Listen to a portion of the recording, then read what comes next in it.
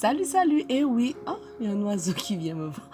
Oui, qui est toujours dans le défi, lecture de l'oiseau. Aïe, aïe, aïe. Lecture de la Bible de l'aurore au crépuscule. On lit la Bible de la Genèse à l'Apocalypse 10 minutes chaque jour. Donc tu peux nous rejoindre. On est toujours dans 2 Chroniques. On a bientôt fini. Donc rejoins-nous, rejoins-nous. Tu es au bon endroit.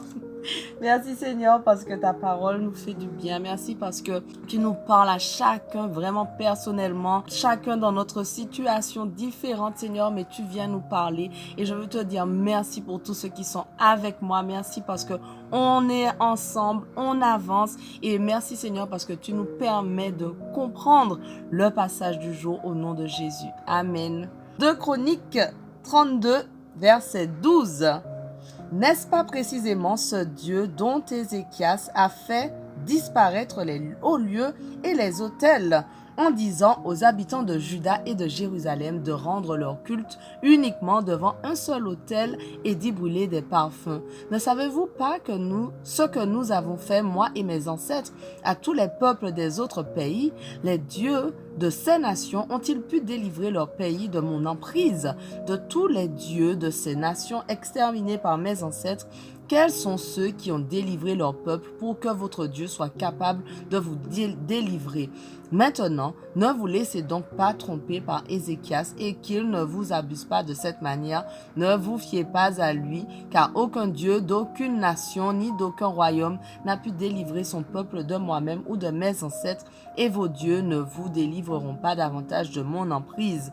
Lisez bien quelques chapitres avant pour bien comprendre le contexte, c'est important.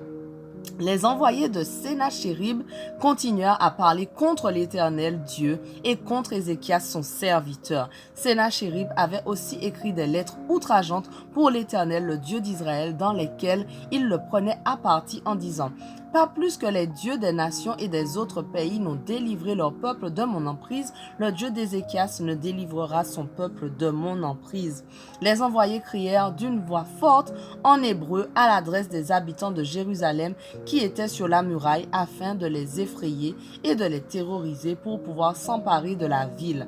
Ils parlèrent du Dieu de Jérusalem comme s'il s'agissait d'un Dieu des nations païennes, simple ouvrage fabriqué par des hommes. Le roi Ézéchias et le prophète Ésaïe, fils d'Amoth, se mirent à prier à ce sujet et ils crièrent vers le ciel pour implorer du secours.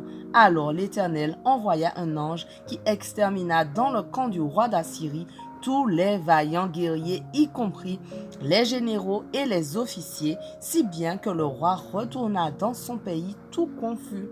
Un jour, il pénétra dans le temple de son Dieu et ses propres fils l'y assassinèrent d'un coup d'épée.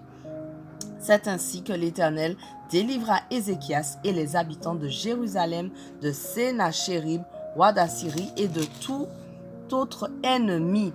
Il leur accorda la paix sur toutes leurs frontières. Nombreux furent ceux qui apportèrent alors à Jérusalem une offrande à l'Éternel et de riches présents pour Ézéchias, roi de Juda. À la suite de ces événements, il acquit un grand prestige aux yeux de toutes les nations païennes. À cette époque, Ézéchias tomba très gravement malade. Il pria l'Éternel qui lui donna un signe prodigieux, mais Ézéchias ne se conduisit pas ensuite d'une manière qui marque sa reconnaissance pour cela. Au contraire, il devint orgueilleux et attira la colère de l'Éternel sur lui, sur Juda et sur Jérusalem.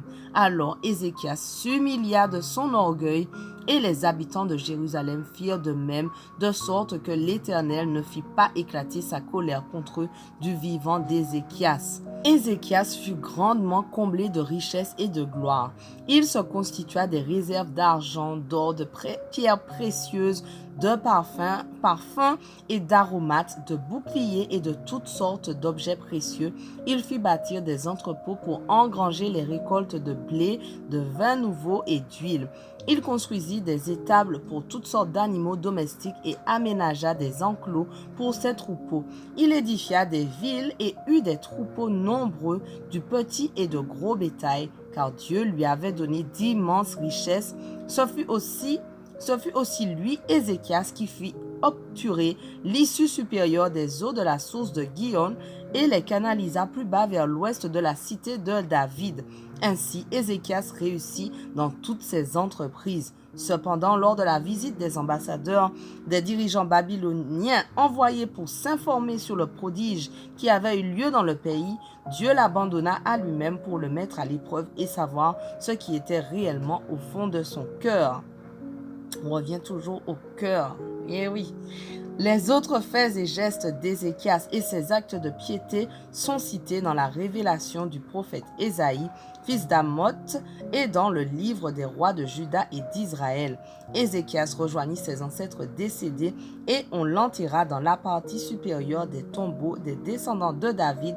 Tout Juda et les habitants de Jérusalem lui rendirent les derniers honneurs. Son fils Manassé lui succéda sur le trône. Voilà, pour aujourd'hui, notre passage du jour touche à sa fin, mais on continue dès demain parce que demain, ce sera une lecture spéciale qui me tient à cœur, l'histoire de Manassé. Donc, sois au rendez-vous, on ne lâche rien. Allez, sois bénis.